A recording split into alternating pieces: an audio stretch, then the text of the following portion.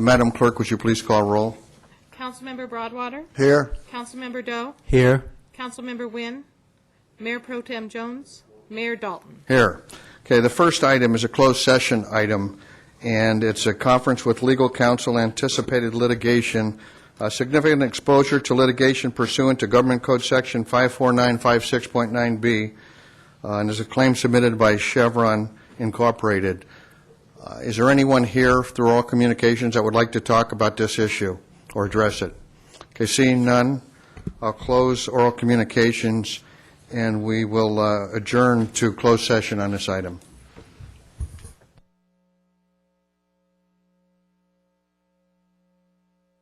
Public Works Director, and a Pledge of Allegiance by Councilwoman Wynn.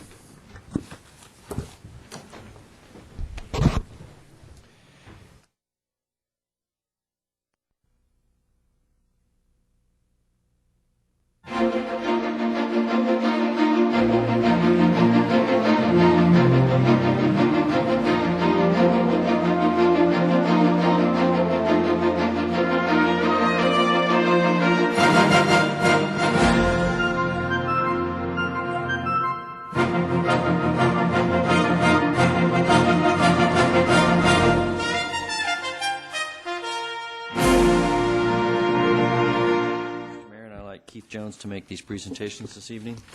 Thank you, Mr. Bertel.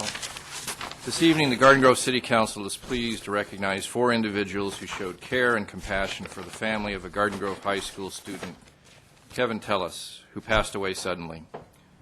Would Christian Wisniewski, Jim Webb, Lucas Novak, and Megan Winkler please come forward?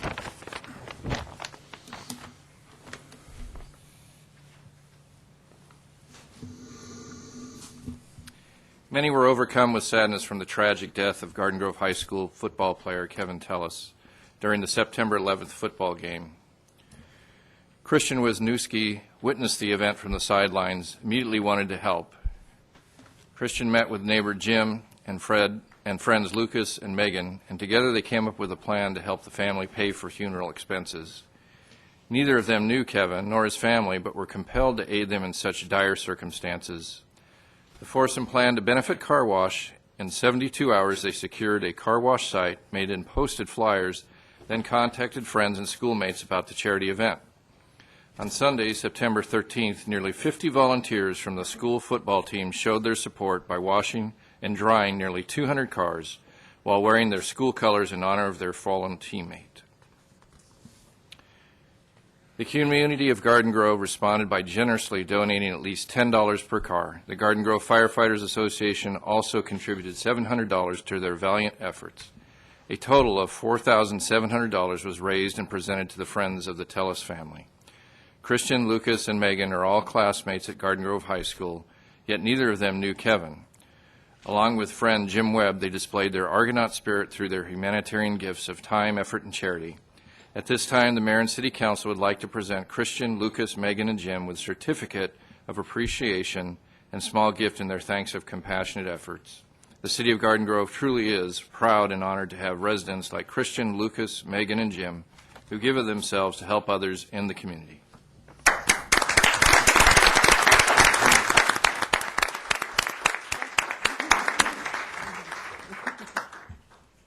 We'll get you all up here.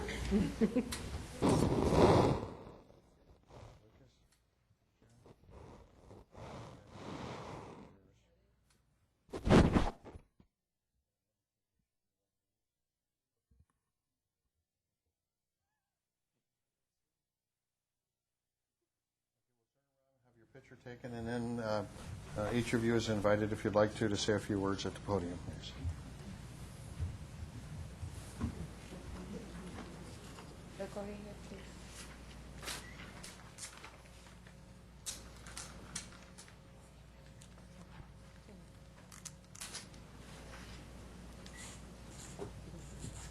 One more.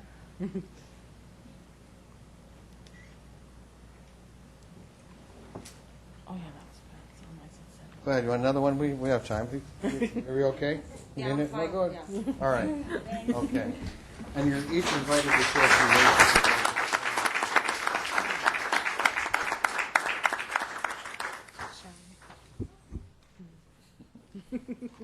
Well, thank you. On behalf of the city of Garden Grove, I think that it just shows what type of people we have in this city.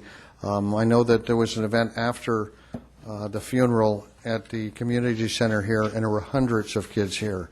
And I'm sure that many of them didn't know him, but they didn't know Kevin, but yet they came here because everybody shared a little bit in the grief. And thank you. You know, these are the leaders of tomorrow, and I want to take my hat off to you because, you know, you're starting out there. I'm not wearing one, Bruce, I know. You're certainly starting out the right way. You know, even if a tragedy occurs, and yet it's someone that you really don't know, but yet you're taking part to make it a little bit easier for the family. Thank you very much.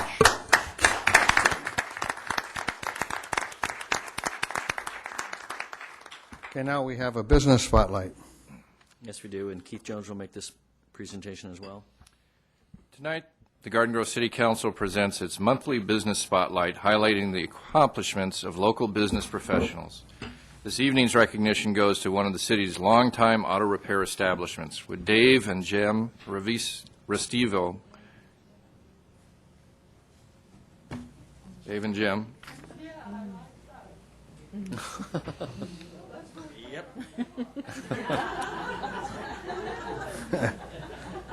You look around, just about everybody in here probably takes their car to Dave and Jim's. Dave and Jim Restivo are the proprietors of Dave and Jim's Auto Repair, a business that has been located in Garden Grove for 33 years. They have made a lasting impression on their clients in the Garden Grove business community. Their goal has always been to provide clients with exceptional experience. Expert customer service based on building relationships is what Dave and Jim strive to do so that clients will return to their business in the future. At Dave and Jim's Auto Repair, located at 10531 Stanford Avenue, customers receive vehicle maintenance built on honesty and integrity. Based on customer feedback, it's clear that Dave and Jim are succeeding in this endeavor. Customers are quoted as saying, "You can't get nicer guys to fix your car. I trust them completely." Dave and Jim stand behind their work, and above all, they are honest. It's hard to find mechanics like this anywhere. The clientele have Dave and Jim's father to thank for their interest in auto repair business. He moved their family to Garden Grove in 1961 and opened a gas station at the corner of Garden Grove Boulevard and Gilbert Street, which was later relocated to Magnolia and Trask. The brothers attended local schools and graduated from Garden Grove High School before opening the shop at the intersection of Stanford and Nutwood. Being around cars throughout their lives made it a natural fit for them to do so. They are thankful to be in Garden Grove and enjoy owning a business in what they describe as a small, close-knit community. The Restivos also enjoy being their own boss, even if they can't control the hours or have little time for vacations. After all, in their business, if you don't work, you don't get paid. When they are lucky enough to have some well-deserved time off, Dave and Jim enjoy riding motorcycles, hunting, fishing, and spending time with their families. The community of Garden Grove is honored to have business owners who possess such an impressive work ethic, a commitment to excellence, and a true dedication to customer service. At this time, the Mayor and City Council would like to present Dave and Jim with a certificate of recognition and gift for being honored as the October Business Spotlight. Garden Grove salutes you as outstanding business professionals in the community.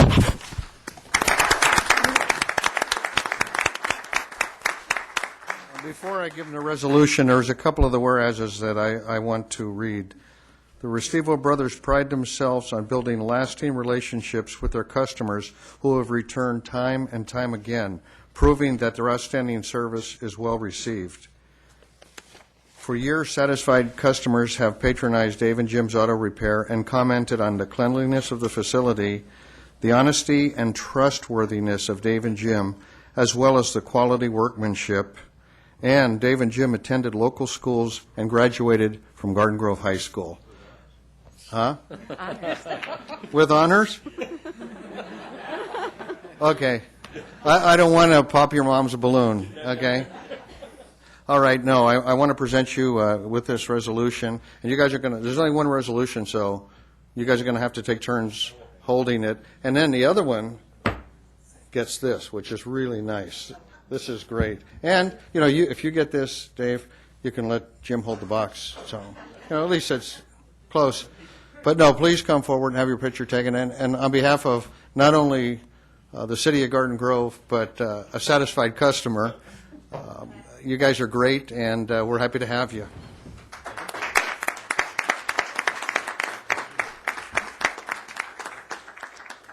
Give this to one of you. Okay. Then you get the heavy one. Okay. Go down. You can take the box with you. Turn around, have your picture taken, and then I'm sure you'll have a few words of wisdom. Yeah.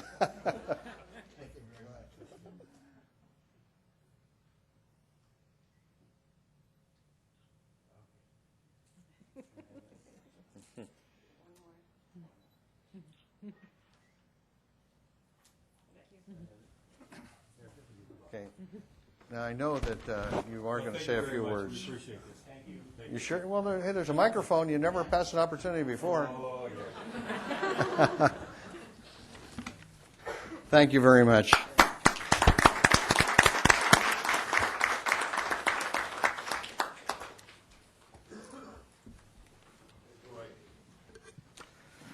Okay, now I'll open our communications for the council and the agency.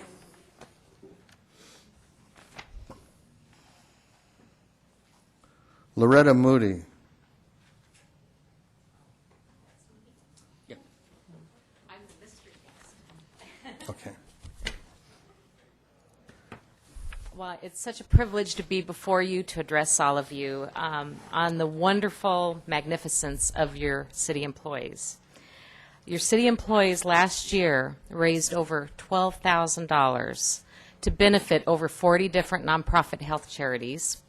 I'm the executive director with Community Health Charities, and we represent over 40 different nonprofit health agencies, such as the Leukemia and Lymphoma Society, March of Dimes, Alzheimer's Association, St. Jude Children's Research Hospital, Alicia Ann Roosh Burn Foundation, and many, many other wonderful organizations. And it was through the leadership of your city manager, through, of course, your support of the campaign, through Keith Jones, Public Works Director, who spearheaded the campaign last year, Ann Chow, who worked under him, coordinating with the other departmental staff and department coordinators, that we were able to raise over $12,000 to benefits just a lot of worthy causes. As you might know, agencies like the Ronald McDonald House, which is part of it, will help children go to camp that have cancer.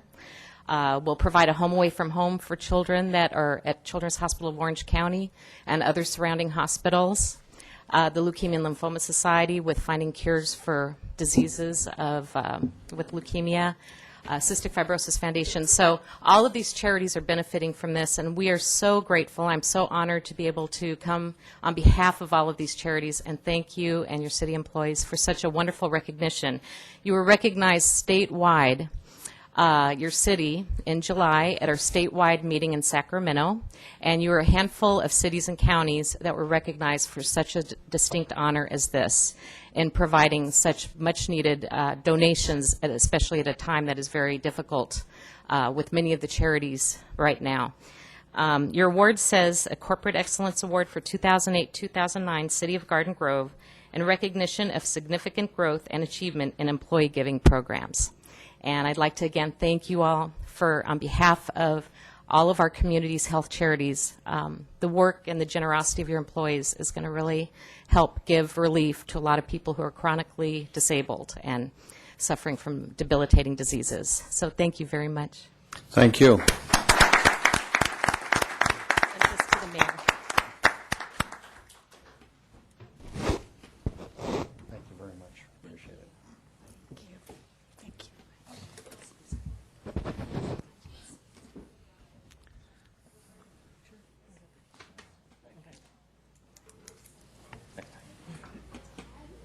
Donna McDonald.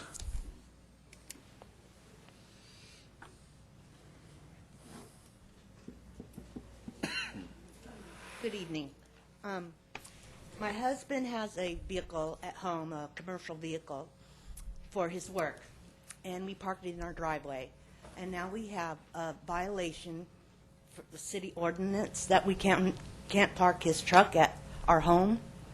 And without that truck at our home, we can't make a living. And we can't just park it on the street because it's full of tools. He keeps the truck clean, so I don't know, after 12 years, why did we get this violation all of a sudden? And is there something that the city can do to make it where we can park the car and make it legal, you know, where we're not hurting no one? We park all our cars in our own driveway. We don't park in the street. We don't, you know, it just seems kind of odd that we got this violation. How many cars do you have parked in the driveway? 2. Well, 3, my daughter comes. 3 cars and a truck? Yes. And our company that comes over to visit parks in our driveway too.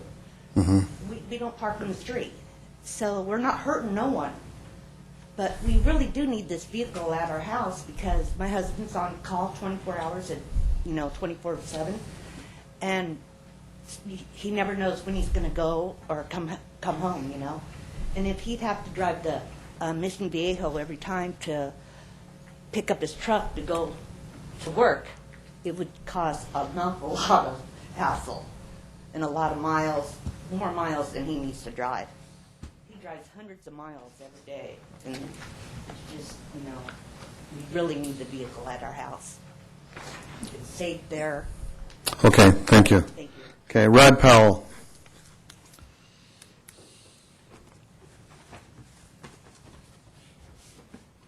Hi, my name is Rod Powell. I'm a happy Garden Grove resident. Good evening, Councilmember Broadwater, Councilmember Nguyen, Mayor Dalton, Councilmember Jones, and Councilmember Doe. I appreciate that you guys have listened as I've read through this grand jury report. Hopefully I'll finish tonight. If I run a half minute over, let me finish if you can. I'm on finding 8. Cities do not require fireworks sellers to advise all purchasers that it is illegal to detonate legally sold fireworks in any area of Orange County other than in the incorporated city limits of Buena Park, Costa Mesa, Garden Grove, Santa Ana, and Stanton. Finding 9, safety officials cannot enforce all laws and municipal ordinances regarding the illegal use of legal fireworks due to the large volume of activity on the 4th of July. Finding 10, the use of illegal fireworks is significantly greater in cities that allow the sale of legal fireworks. Finding 11, the use of legal fireworks can mask the use of illegal fireworks. Finding 12, safety officials are of the opinion that legal fireworks sales should be banned in the interest of public safety. Finding 13, safety officials can significantly curb the use of illegal fireworks in these cities within 3 years if the sale of legal fireworks were banned. Now the recommendations. Just an aside, this is from a grand jury, and I hope this is taken seriously. Recommendation 1, require all fireworks applicants as part of the permit application process to show proof of a valid seller's permit issued by the California Board of Equalization. 2, require all fireworks applicants as part of the permit application process to show proof of current liability insurance in amounts not less than $1 million. 3, require all fireworks applicants to file an accurate after-sales financial report with the city documenting gross sales and net profits of fireworks, detailing the manner and amount in which the net profit is spent to benefit the community. 4A, require all fireworks applicants as part of the permit application process to file a detailed accounting of additional fundraising efforts conducted over the course of the previous year, other than fireworks sales. 4B, encourage cities to become more proactive in encouraging, and there's a little grammar here, and fireworks applicants to find other fundraising options in lieu of fireworks sales. Recommendation 5, let the issue of legal fireworks sales be decided by the voters in each city. Hopefully we can do that one day. Recommendation 6, invite area businesses, civic groups, and/or neighboring communities to join with the city to sponsor a public fireworks display in lieu of fireworks sales. 7, increase the permit fee to offset the extra cost of law enforcement services, fire services, and public works in the enforcement of municipal codes and subsequent cleanup of debris of fireworks detonation in public areas. That was a mouthful. 8, require all fireworks sellers to advise all purchasers, both verbally and in written form, that it is illegal to detonate legally purchased fireworks in any area of Orange County other than in the incorporated city limits of Buena Park, Costa Mesa, Garden Grove, Santa Ana, and Stanton.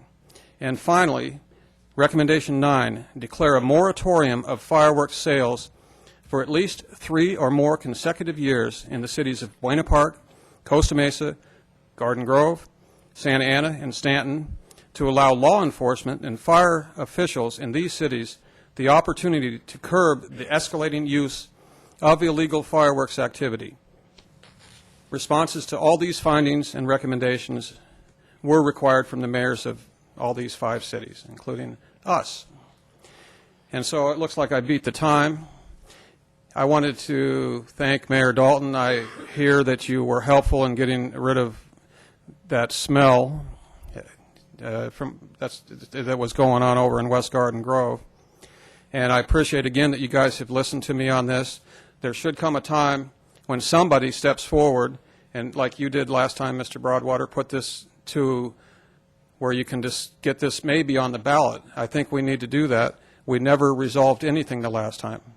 I'm sure that you remember that. It was okey-doked by Mark Rosen such that it was just like dropped mysteriously. So you know what I'm saying, right? Thank you. Thank you. David Terry Lotherborn.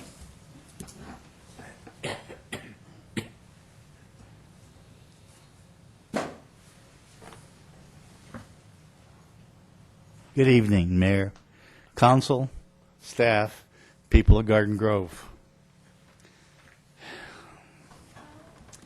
I want to start out to be informative of the fact that our people of California, Central California, are still being fed through delivery of food parcels because of the smelt saving, the water reserve saving. If, for some reason, I would say the smelt was worth one life or even one breath to all of those people, it would be a different story. But these people are starving. We are losing the crops that they would have produced because of the water problem. We were in the car driving Euclid, just out in front here in that triangle, and the sprinklers were on at 11 o'clock one day, and Mr. Prinzler said, look, they got the sprinklers on. 11 p.m., 11 a.m., excuse me. I thought we had a notice to everybody that we weren't supposed to go beyond 10 o'clock, 10 a.m. And then we had to hold off until after 6 so that we didn't waste the water. No. So we're cooperating. The citizens, at least in my neighborhood, are cooperating and trying to follow these rules and this setup. And we got our increase in the water bill. Now we find out that these people from the Water Commission are looking to get a 25% raise. It's now going up for a vote. I hope the city, Garden Grove, puts the word in to these people that they ought to be just like the rest of the citizens and hold off on our raises. My Social Security, my increase was set aside. So did everybody else's Social Security get set aside, our increase. Our Medicare went up. They take more money from our retirement. Not right. We, the people of the United States, that's how it starts out in the preamble of the Constitution. Why don't we run our government with the people and not run the government with the government? Thank you. Thank you. Peggy Bergen.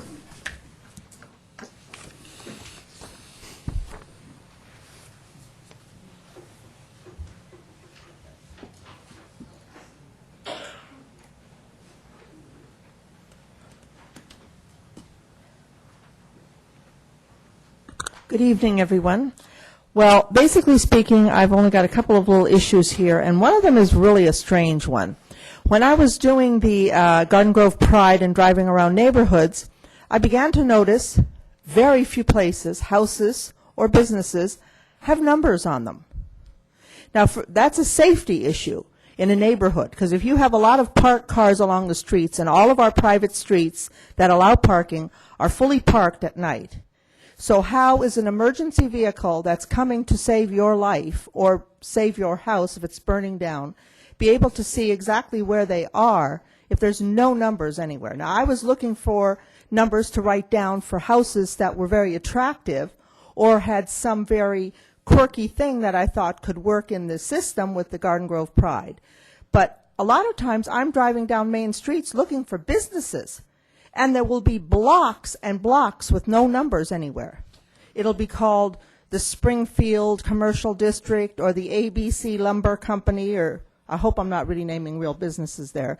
But, there's no number anywhere to say this is the 1700 block, this is the 200 block, this is the north block, this is the west block. And it's not only our city, it's all over. And I find that very strange because they'll give you a number to go to and their address, but there's no numbers anywhere listed. So that's just one of the little things I noticed around. But the one thing I noticed from our agenda today on the consent items is an authorization 6D for travel and expense reimbursement for agency members and staff members to attend the World Water Park Symposium. I believe that's in Orlando, Florida. Now, I don't know when this is going to be or whatever. But now, when I was reading through it, it goes $3,500 for the Water Park Symposium.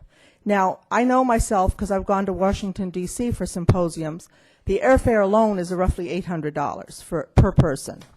Then you add on a hotel, and then you add on a few other expenses. Is that $3,500 in total for everybody? Is that $3,500 per person? Then I was reading down that consent item, it said need an approval for over $1,500 per person to Orlando, Florida. And then I also noticed how many people are going to this. Can't one or two people go and report back to the city? There can't be that much information out there because we've already been there repeatedly before. They don't change that much information every year. So I would think one, maybe two people could go collect a ton of flyers, and then you guys could read through them. You don't have to talk to every single person. Pass out cards.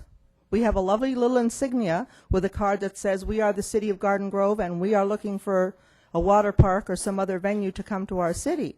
How many people are we going to be sending on this?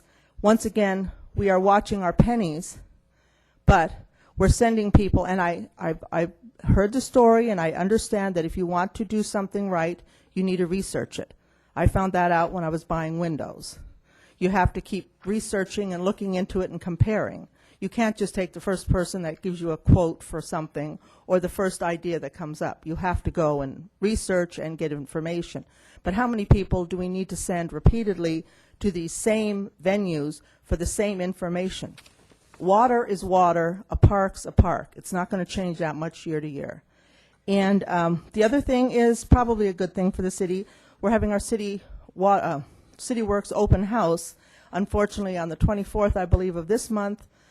2 Saturdays away, and I unfortunately am going to miss it because I have another activity that I've already signed up to do that day. But that's a real fun activity, and you really have a good time, and you do learn an awful lot about the intricacies of a city and how much work it takes to make the water flow, the sewers flow, the trees, it really is very beneficial, a very good learning experience, and everybody has a really good time. I've been there 2 or 3 times before. So thank you very much. Thank you. Tony Flores.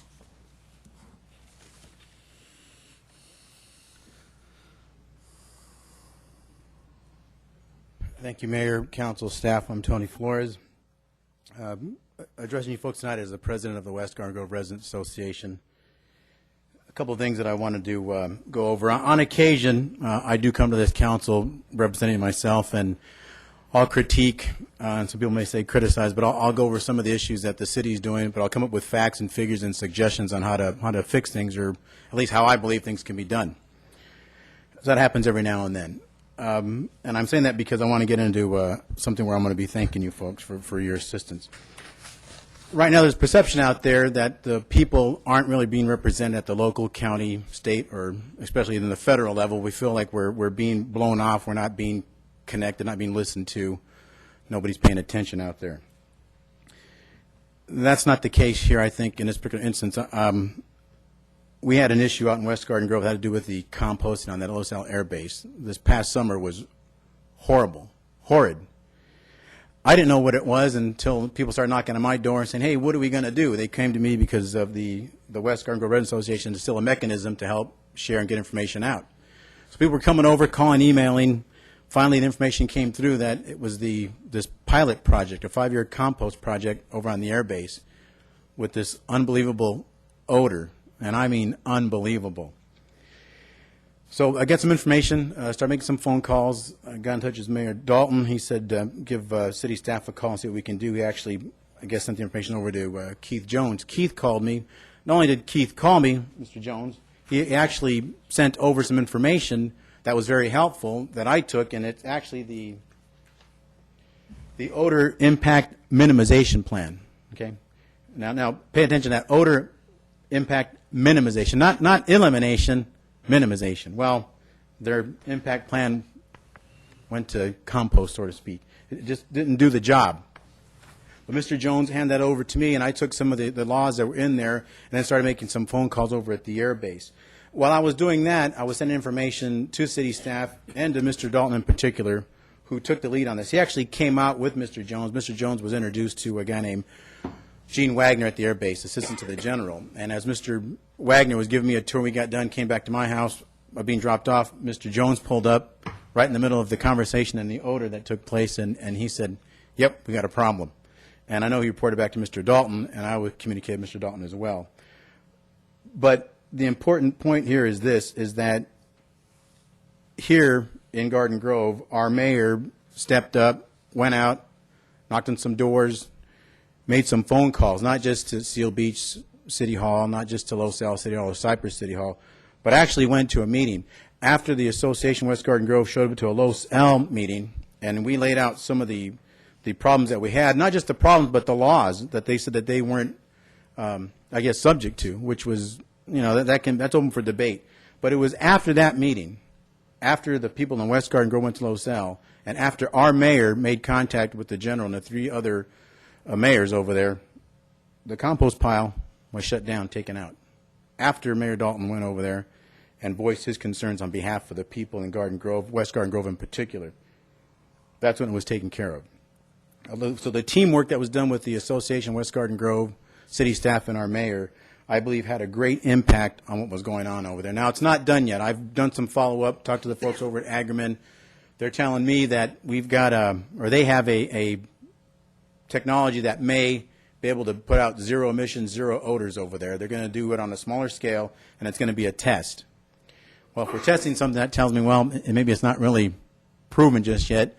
So we could possibly have some odor again back in West Garden Grove.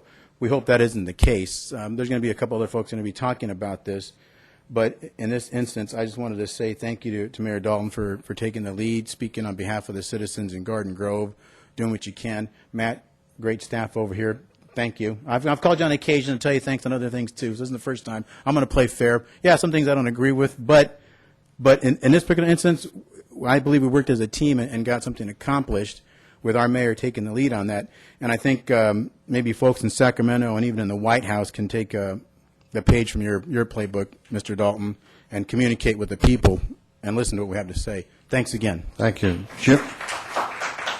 Jim Morrissey.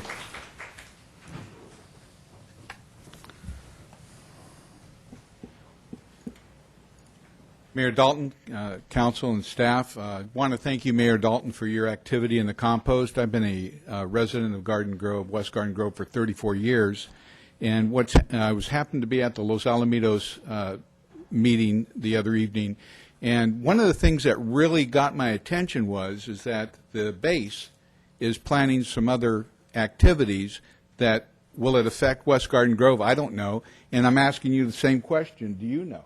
Do you know what's going to be placed on that base? The compost, did you have prior knowledge?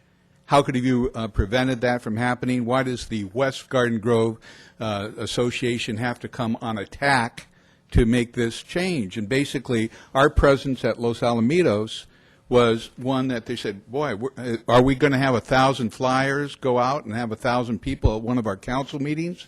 So I think in that respect, we got their attention. And that's, ladies and gentlemen, what we were trying to do. We were trying to get their attention.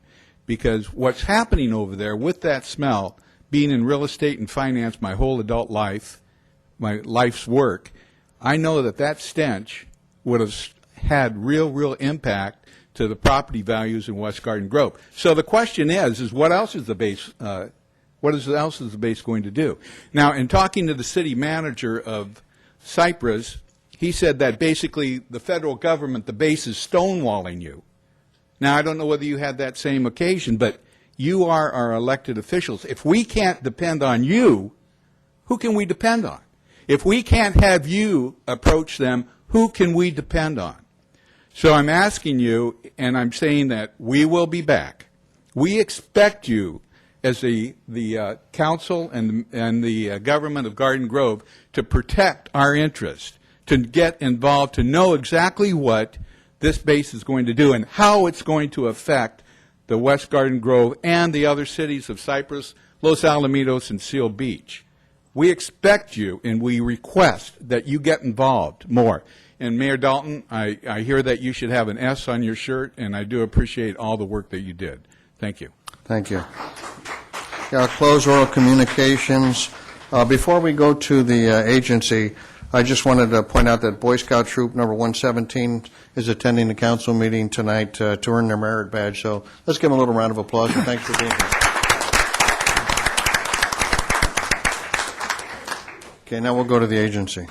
Okay, we'll open up the Garden Grove Agency for The council meeting and go to consent items. Mr. Mayor, it's recommended that items 6A through 6G be acted on simultaneously unless a separate discussion or action is requested by a council member. Mayor, I just want to pull item 6D to vote no. Okay, do I have a motion for the balance? Move to approve. Okay, second. The motion is second. Call for the vote. Motion received, 5 yes votes. You 6G, is that what you No, pulled? 6D. D, I'm sorry. Okay. So please record that as a no vote for me. Okay, do a motion for 6D? I'll move the motion. I'd like to say something. I mean, basically, we're talking about putting in a water park that'll bring $3.5 million to our general fund 1 year after the next, after the next, after the next. And if we don't put some money into evaluating what we're doing, we'll be very, very silly people. So I think that's something that needs to be done. We all need to examine it. We all need to know what we're voting on. So I'm going to make a move to approve this. Second. Okay, call for the vote. Motion received, 4 yes votes with Councilmember Doe voting no. Public hearings. Mr. Mayor, your first public hearing is to consider the adoption of the housing element for the Garden Grove General Plan, and Susan Emery is here to introduce the item for you. Good evening, Mr. Mayor and members of the council.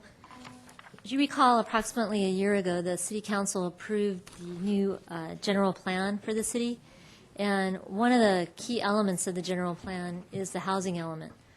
The housing element is an element that's adopted at this time separately by the council. It's the only element that has to go through an outside review by a state agency, and that's Housing and Community Development Department. So although we were able to have the entire general plan ready for your review and adoption a year ago, we were a little bit slowed in the housing element process by the review by the state. But we're very pleased to have a final draft for you to consider this evening. This draft has been reviewed and been blessed by the state. And so with a presentation on the housing element and the purpose of that, the goals and the programs that we're proposing, we have a consultant for the city, Veronica Tam, and she's going to make that presentation. Thank you. Any questions for staff? We'll take out a presentation. Okay. Making the presentation. Okay. Well, thank you for allowing me to do the presentation. We're going to be very brief to give you an overview of the housing element. As mentioned before, housing element is an integral component of your general plan. It's one of the 7 mandated elements of the general plan. What is a little different from the house for the rest of the general plan is it does require the review by a state agency, the State Department of Housing and Community Development. The housing element is periodically updated every 5 or 7 years, depending on the legislation. So it's a little bit, every now and then it's off cycle with the rest of the general plan, and that's part of the reason why your general plan went ahead of the housing element. It really requires you to adjust your policies and your programs in response to changes in legislation and also changes in the market conditions, because the housing market is much more volatile compared to other aspects of your general plan. In your housing element, the major components of the housing element is a needs assessment. You'll need to look at the existing needs in your community and the future needs in your community. You need to look at the constraints that you may face, including market and governmental constraints, and then looking at resources that you have in meeting those needs, and ultimately coming up with a plan that would be implemented over the next 5 years. How do you deal with the needs within the context of your constraints and resources? What the housing element does is really it looks at what you have as a need and how you want to address it. What the housing element doesn't do, obviously, it does not resolve all of your housing issues. It's to the best you can what you can do. In the review by the state agency, one of the most critical components of that review is something called the Regional Housing Needs Assessment, which is the city's share of the region's housing need. Not necessarily needs generated from within the city, but your share of the region's housing need. And in dealing with that needs, the city must plan for housing or residential capacity for growth in order to accommodate your share of the region's housing needs. For the city of Garden Grove, your allocation is 560 units for the period of 2006 to 2014, and it's divided into income categories: very low, low, moderate, and above moderate income. You have a relatively smaller proportion of very low and low income compared to your moderate and above moderate income category, in recognition of the fact that you currently have a higher proportion of lower income households in your city compared to the county. Comparing to the rest of your neighboring cities, your regional housing needs allocation is relatively small, and also comparable to other jurisdictions in your adjacent region. What is very important is to the fact that you have actually made major progress in meeting the regional housing needs allocation, because everything that's built, approved, or under construction since January 1st, 2006 are allowed to be credited towards the regional housing needs allocation. You have met virtually the majority of your requirement, with the remaining need for 178 unit, which you must demonstrate with the capacity within your city that you can accommodate. And as part of the housing element, we identify where the sites could be, where the vacant sites would be, where the sites can be recycled, and therefore be able to meet the 178 unit. And doing that analysis, we have concluded, and the state has agreed, that you do have enough capacity to meet the needs. The housing element also responds to recent changes in state law.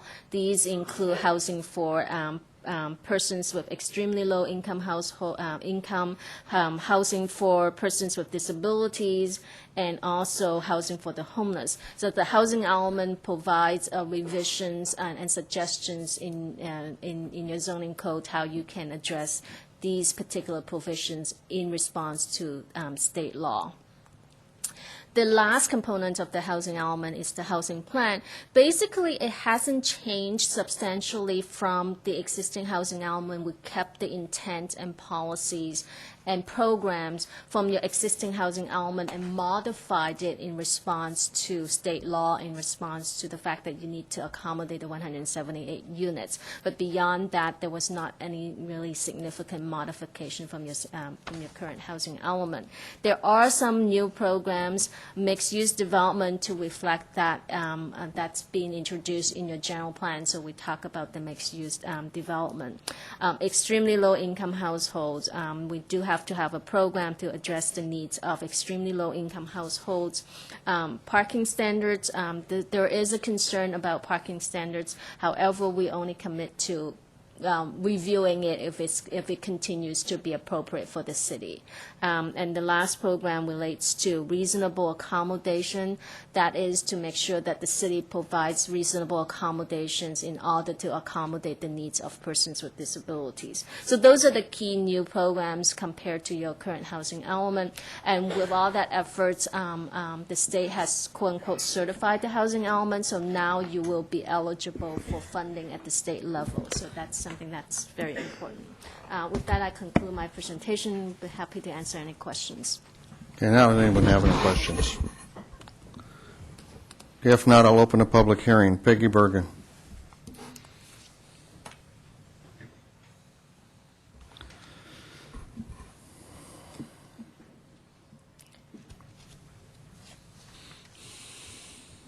Well, I just am able to read through what that little bit that's on the staff report.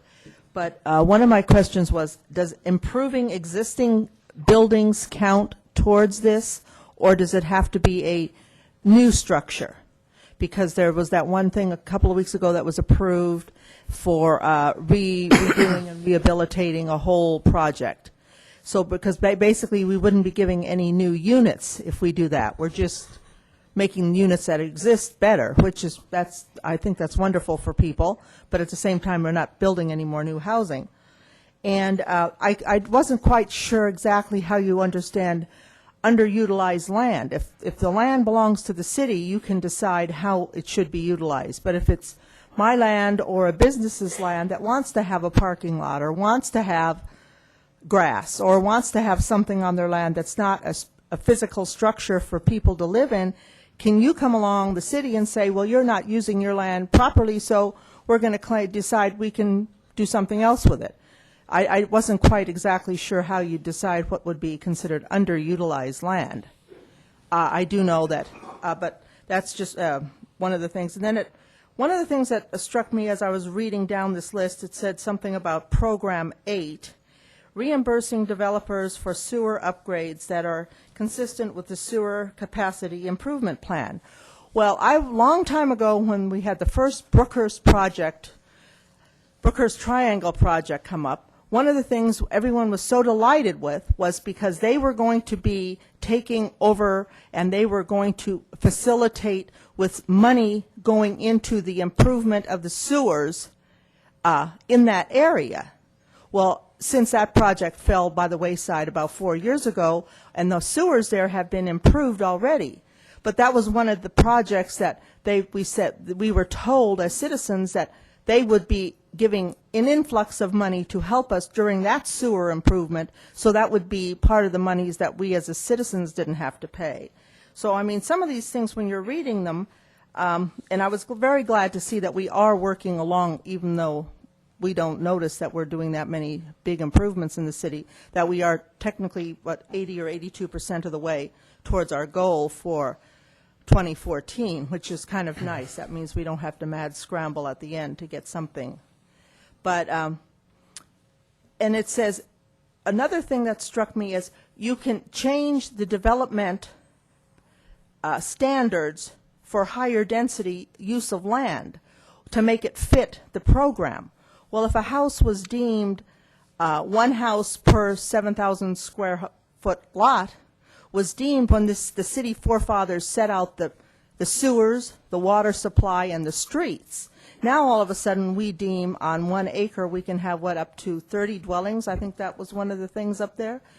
all of a sudden we're changing all the developmental needs that the city put in place 50 years ago when we became a city to make the city work efficiently.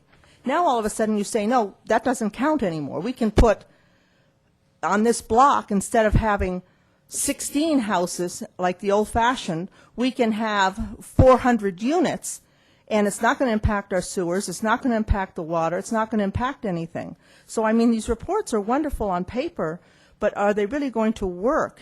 And when is the state ever going to stop mandating that we have to have so many new dwellings in our city every 5 years? We're reaching a peak. When you drive around Orange County, today I go over to Valley View for a yoga class in the morning, and it backed up on Beach. I had to get off at Beach and drive from Beach to Valley View at 8:28 in the morning because I would have been late for my class. And I'll tell you, the class is so crowded, if you're late, you don't get a spot. It's the only thing in the world I leave early for. But, I mean, it goes to show that our city is getting very crowded, and if we keep every so many years we have to have another 500 or 700 mandated dwellings in the city, where is it going to stop? You know, but I did read through it, and I did understand some of it, but I wish we had more information as citizens to read through. Thank you very much. Thank you. Is there anyone else who would like to speak on this matter? Okay, seeing none, I'll close the public hearing. Move to adopt. Second. I have a motion and a second. Call for the vote. Motion received, 5 yes votes. 7B.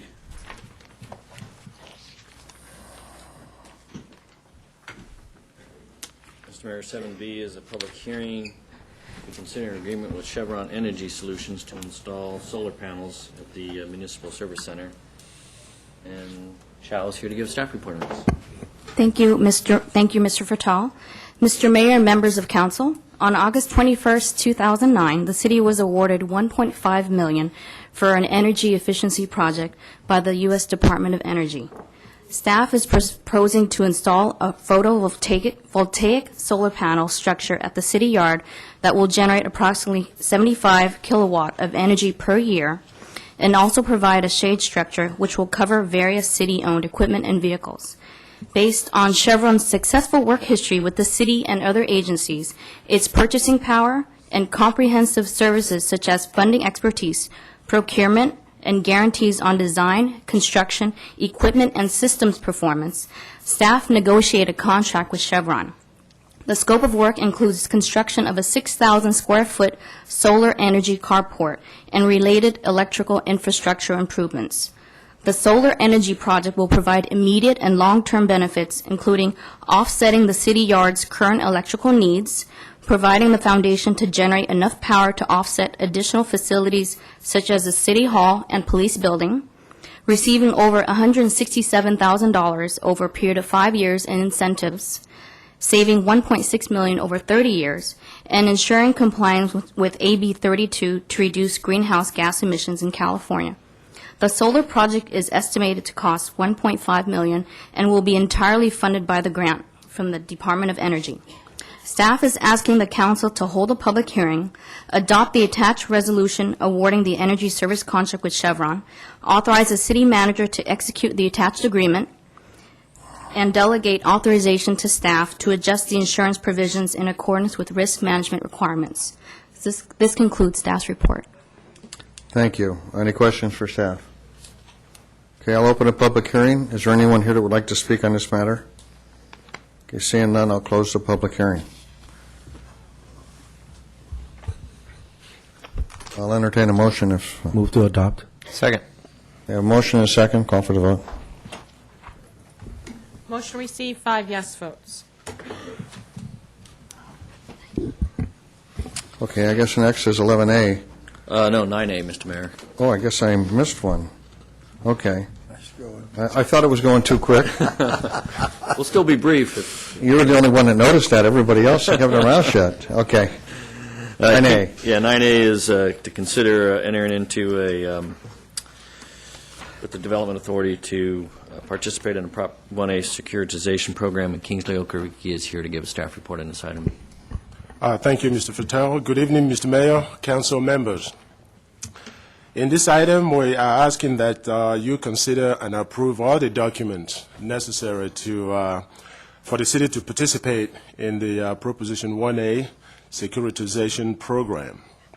By way of background, Proposition 1A was approved by California voters in November 2004, essentially to protect local revenues from state. It did, however, contain a provision that allows the state to suspend Proposition 1A and borrow local property tax revenue under certain hardship conditions. Proposition 1A clearly outlined several conditions for such borrowing to occur. Three of the conditions are that the governor has to declare a fiscal hardship, the legislature has to enact an urgency statute by 2/3 vote, and whatever funds that are borrowed has to be paid back within 3 years. Now, as part of the measure to balance the state's current year budget, California legislature and the governor approved two bills, AB X414 and AB X415, to suspend Proposition 1A, which then paved the way for the state to borrow 8% of the amount of property tax revenue apportioned to cities, counties, and special districts. For Garden Grove, that amounts to approximately $2.6 million.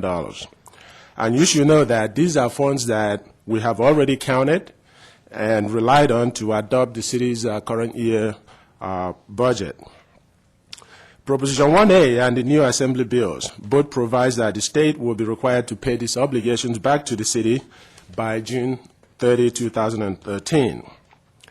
The bills also included an option for local public agencies to alleviate the burden of loaning the state property tax revenues. That option is what we're considering tonight, Proposition 1A, securitization. It authorizes cities, counties, special districts to sell their state repayment obligations to California Communities. California Communities is a joint JPA by the California Society of Counties and the League of Cities. California Communities, in a synchronized transaction here, will issue bonds and remit the cash proceeds to participating local agencies. Bondholders will receive their repayment from the state at a later date, and in this case, 3 years. The legislation also provides that local agencies that are participating in the program will receive 100% of the property tax amount the state took away. All the cost of issuance and interest expense associated with this bond issue will be paid by the state. The only cost that a city like Garden Grove can incur is essentially legal cost to review the documents. All participating public agencies will not have any obligations related to the bond. The city will not be responsible for any repayment of the debt, nor will the city be named in any of the bond documents. Now, to participate in the program, the requirements include having this meeting tonight and having the City Council approve the resolution and the purchase and sales agreement. And we also have to have all of those documents signed and submitted by November 6, 2009. A few more stuff. There's also a cleanup legislation, Senate Bill 67, that is still pending.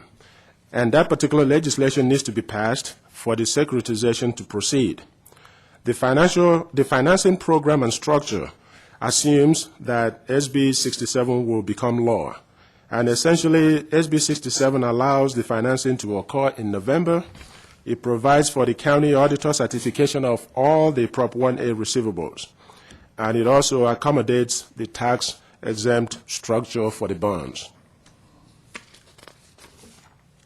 Now, subject to the enactment of Senate Bill 67, when all that is said and done, proceeds from the securitization will be disbursed on January 15th, 2010, 50% of it, and the rest of the money, 50%, will be disbursed on May 3rd, 2010, to all the participating agencies. Now, you should know, as of today, there are a total of 1,065 entities so far enrolled to participate in this program, and that includes 344 cities, 57 counties, and 664 special districts. That's almost everybody in the state. And I need to also point out that participation is voluntary. You don't have to do it. Public agencies that do not participate in the program can expect to receive repayment plus interest from the state for its obligation by June 30, 2013. And the interest has been set at 2%. For Garden Grove, again, as I pointed out, the money's $2.6 million was incorporated in the estimates that we all relied on to adopt our current year budget, and we need to participate in this program to get our money back. With all of that, staff is recommending that the City Council adopt the attached resolution authorizing the sale of the city's Proposition 1A receivable to California State Communities Development Authority, and to also approve the attached purchase and sale agreement and all the related documents, and to authorize the city manager and or the finance director to execute and deliver the agreement on behalf of the city, and to take care of other necessary actions in connection with the program. And that concludes my report. I can answer any questions you have. Any questions? Yes. Go ahead, Councilwoman Dean. If we don't pass this, is there any chance the state does not pay us back? No, if we do not pass this tonight, what it essentially means is that we do not participate, and if we don't participate, the state will pay us back in 3 years. Is there any chance the state doesn't pay us back in 3 years? Well, that possibility is out there. In 3 years, the state is banking on having enough revenue to pay us back. If they don't have enough revenue, this can be postponed. That payment date can also be shifted further out. Okay, will this bond affect a resident directly in any way? No. Okay. There's no impact on the city or on the residents. Move the issue. Second. Okay, I have motion and second. Call for the vote. Motion received, 5 yes votes. Okay, now, I'm not going to, originally, this thing could drag on for hours and hours, but I just I want to highlight some of the issues with this. Some good questions were asked as far as, why haven't we been involved before? That's an interesting question, because I know the only questions that I had regarding what was going on at the base, a couple of months ago, a council person from one of the other cities called and said they're going to be having this compost program, and we're concerned because they're going to have these heavy trucks going on Lamson Avenue through our city, et cetera, et cetera. And I said, okay, well, what are you going to do about it? He said, well, I just want to let you know we'll be contacting you. And he called about 2 weeks later or so and said, hey, we've resolved that issue, so there's really nothing more. So that was kind of it, to be very honest with you, until Tony Flores and a couple other people called me and said, hey, there's some composting issues out at the base, and there's an odor. Well, a few times we had people go out to try and smell, and they couldn't, and, for one reason or another. Anyway, so we said, well, is it really that bad? Well, then Tony called me one day and said, hey, if you go to this such and such intersection, you're going to really smell it. And I went out there, and I did. And Keith Jones went out several times, A.J. Holman, Ann Cow, a lot of people in the city. Once we were made aware of it, and people were calling and saying, hey, you have it today, you don't have it tomorrow, but it's terrible. I had some calls from some real estate people, too, that said just what that gentleman out there said.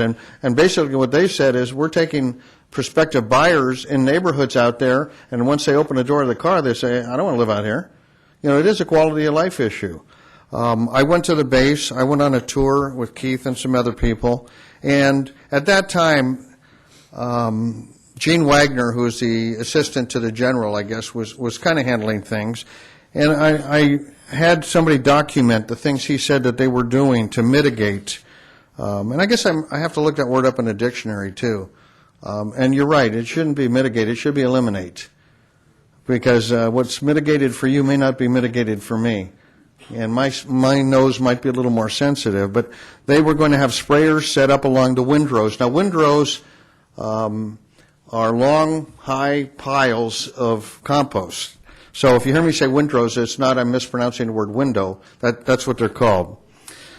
We drove through, actually, these were piled much higher than the cars, and you could drive through there, and it was terrible odor. So they said, well, we have sprayers that are set up along the windrows, and they'll spray an odor neutralizer onto the piles. Then a tarp was going to be used to cover the piles to reduce the amount of, not eliminate, reduce the amount of gas that was released into the air. Agrimin, who was involved in this, would reduce the size of the windrows so they wouldn't be as long or as high. By making the piles smaller, the amount of gas released would be reduced, not eliminated. The windrows will be turned around so that finished piles are closer towards Garden Grove. Finished piles have much fewer odors than active piles.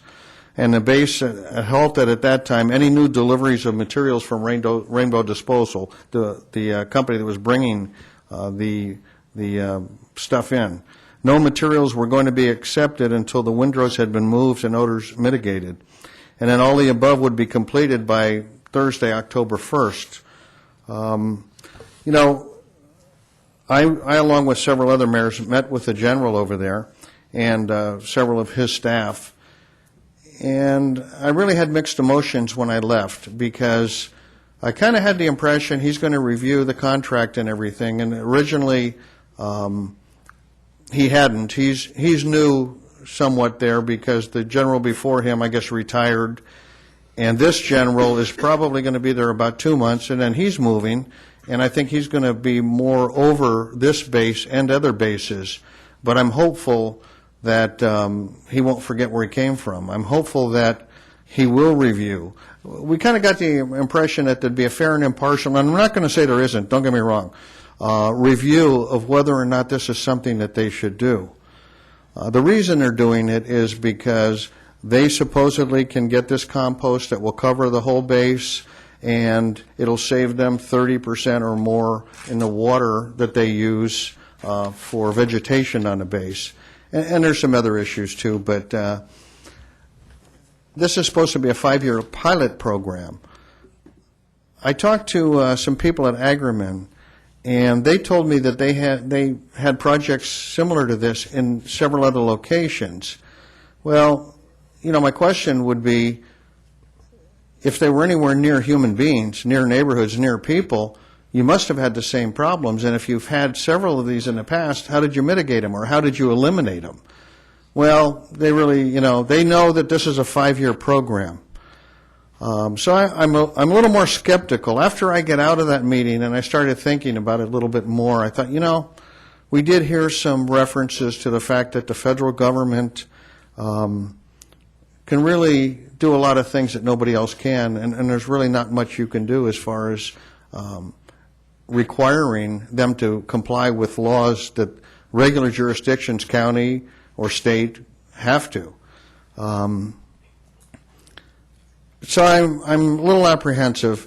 Getting back to your question, yes. In fact, next week I'm meeting with several of the mayors to discuss the base, and now we're included. We weren't included before because the issues, thank you, the issues that concern people, they were talking about building a shopping center, so to speak, and other issues on the base that really had very little, if any, effect on the city of Garden Grove. And I think that's really kind of why we were not really excluded. It was just really, they thought it didn't pertain to us. And you know what? To be very honest with you, I have no problem with that thinking. All I care about is the odor. Any of you that have been out in West Garden Grove know how many years it took to get sound walls. I mean, how many? 20, 30 years? It sure seemed like it. Finally, they were able to be, put in place, something that should have been done years and years and years before. But I'm still a little apprehensive. I did see Congressman Ed Royce at the Korean Festival this past weekend, and I'm trying to schedule a meeting with him to see what he can do to help us at that level. I'm hopeful that he can. This hit and miss, bring something in, try to see if it's going to work, that scares me. If you've been doing it for years other places and it obviously hasn't worked, because if it did, you'd know how to do it now. So all I can tell you is anytime you smell something, call. Call AQMD, call the City Hall, call my number. Call 714-741-5104. Call and register a complaint.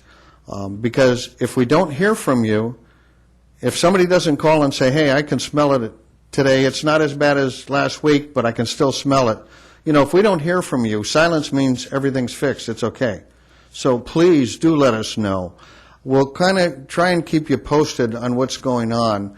I'll have some kind of a report after next week when we meet with the other mayors and see if they've had any more luck with the general or the staff out there. And I'm kind of confident that I'll be able to get that meeting with Congressman Royce and see if we can get him to help us with this. So that's kind of where we're at this point. You know, it's nice to live in Central Garden Grove or East Garden Grove when you guys have that smell out there. But you know what, we can't forget, because if that was our neighborhood, we feel exactly the same way you feel. And it should be taken care of one way or another. Not mitigated, but eliminated. So after our meeting next week, the following council meeting, I'll give a report and see where we're at. Go ahead, I'll take your question. Yeah, okay. All right. You know, it sounds fine that you're doing a tremendous amount. And I know it's really hard, but as a city approaching them with letters saying, we want to know the facts, we want answers, we want to know what you're doing. There's supposed to be a biochemical plant put on there. I mean, really? Ding them. Well, wait a second. You know, I feel exactly the same way you do, but let me tell you something. When you're sitting in a meeting with a general, it's very obviously whose ego is bigger, okay? And several people here in the city have been doing a lot of things, but, you know, there are limitations to it. That's why we may have to employ other people at the federal level that we hope can work with us on it. But, you know, 1,000 letters is not, hey, I'd say write them. 1,000 letters, but I think it takes something a little more powerful than that.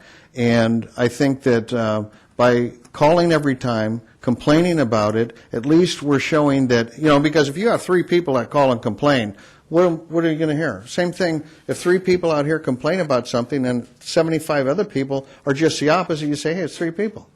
You know, because everybody thinks someone else is going to call. The City of Garden Grove has opposed it. A.J. Holman, who is involved with Keith Jones, believe me, they're doing everything they can. They've done some research, and actually they've given some of the information to the general that they didn't have there. I mean, they are digging, yes. And you know, hopefully I'll have some good news in a couple of weeks. Thank you again. You're welcome. Thank you. Okay, I guess we'll leave this till the next time. Mr. Broadwater, do you have anything? Well, I'd like to just add what you just said. I mean, Loretta Sanchez is a congressman in this city, and she certainly sits on the Armed Forces Committee, so I'm certainly we definitely don't want to leave her out, because that general has to salute her every once in a while. So you might give her she's helped us with a lot of things, and you might want to talk to her about it. I really don't have much more than that tonight. It's been a quiet 2 or 3 weeks, and so just hope it keeps going that way. Okay, Ms. Wynn. 5 years is a long time. Good thing is that permit in the future we'll get a representation when they have other meetings, and the mayor and manager will be there to find out what's going on and if we can do anything else, not only for this project but other projects on the base. We're not going to know what's going on in every part of the city unless you tell us, and we want to thank the people that tell us what's going on and what's on their mind. I know West Garden Grove is very active, and we appreciate all the people who come from West Garden Grove to tell us that. I got a call from Bob Owens last week regarding 2 matters. One is outreach to the community between the citizens and the businesses, and also for the Buy in Garden Grove program. And Bob, I'm looking into the 2 concerns that you have.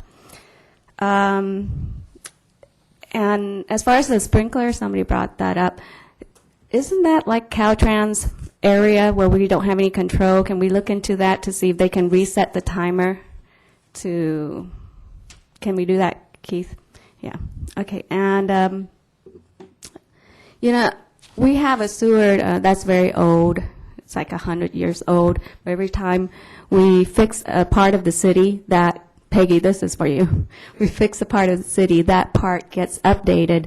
And so what we have 50 years ago, some part of the Garden Grove now has been updated, and with the technology today, it can handle a lot more than what the old parts can handle 50 years ago. Also, I want to say happy birthday to my daughter, Emily. And in Garden Grove, we have a very unique city, and we have 3 different areas that our residents and surrounding cities can come to and buy in Garden Grove. The most unique is Garden Grove International West on Harbor. We have all kinds of entertainments on Harbor Boulevard and high-end restaurants that people can go and enjoy.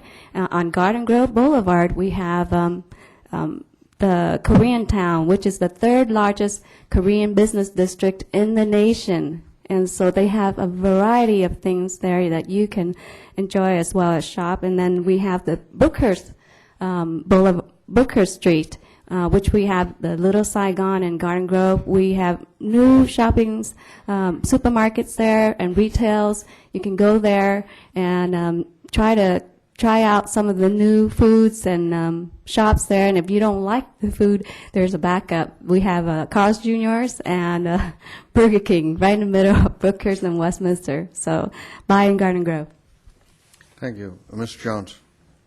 Yeah, for starters, just want to commend the mayor for rolling up his sleeves and really getting involved out there in West Garden Grove in the compost issue. And it sounds like, in addition to just the compost issue, there's a request to know a little bit more about what else they plan. So can we just, as more of a formal request, ask for just some sort of basic memo saying what else are they planning that might affect the city that has to do with that? I know they've got big plans and designs to try and sort of redevelop parts of the basin, do, income-producing mechanisms to help restore other parts of the basin. So they've got big plans and visions. Can we get just sort of a glimpse at what all that includes so that we can be, proactive in the future about addressing anything that might create impacts for the city? Second, just want to praise staff for the work we do on the housing element report that came through tonight. This year it got thoroughly reviewed by the state, and when you read through the comments, it looks like we're getting high marks for addressing most of the critical areas of housing, with an exception of, a very low income or sort of special needs portion of housing, which is always difficult to address. The main thing that popped out to me is where it says we're really deficient is actually on higher end housing, actual housing above, median and above income level housing in the city. So that's kind of funny. But that says we're doing a good job at addressing most of the, the difficult areas of affordable housing. So I think that's all I have. Mr. Stone. Thank you, Mayor. I know we have heard a lot of reports that our economy is picking up, and we have seen the worst of it, and probably we'll be seeing an upturn in our economy soon. With that in mind, though, I'm kind of caught a little bit off guard when I heard the recent prognosis from the county as far as our tax base that we should anticipate next year. At the county level, we are expecting a shortfall of almost $60 million. And at the state, maybe even, a whole lot more than that at the state level. And Mr. Fattal, if I can ask you to give us an update, maybe in a memo, reflecting what is our current anticipation now. I know we have heard from you probably 6 months ago, but things, as you know, change really quickly. And I would like us to kind of be very up to date on our financial standing as we take a look at these projects and some of the spending that we have done to make sure that we are ready for the worst if it does happen. Thank you. Thank you. I'd just like to say a couple more things. Rod Powell left earlier, but he had discussed what the grand jury report was all about. And, he certainly has the right to bring that up, and that's fine. But I think that the key word that he mentioned was recommendations. And there may be recommendations from the grand jury, but that means you can consider them and you can make your own recommendations that we have. So, he's certainly welcome every council meeting to read those portions, but again, the recommendations only. I'm going to, one other thing. I think that a lot of our city, especially Public Works and a lot of the people in that area don't really get the praise that they really should. You know, several years ago, there was a water tower or reservoir or whatever in Westminster that exploded or imploded or whatever it did. And the last few weeks in L.A. and other cities, you're seeing water pipes, water mains that are bursting everywhere. Well, one thing that we've tried to do, even when times were tough, especially when times were good, but even when times were tough, is stay on top of our infrastructure to ensure that when the pipes need to be replaced, they are replaced. We don't wait for catastrophes. We truly are, and I hate buzzwords, but we truly are proactive instead of reactive.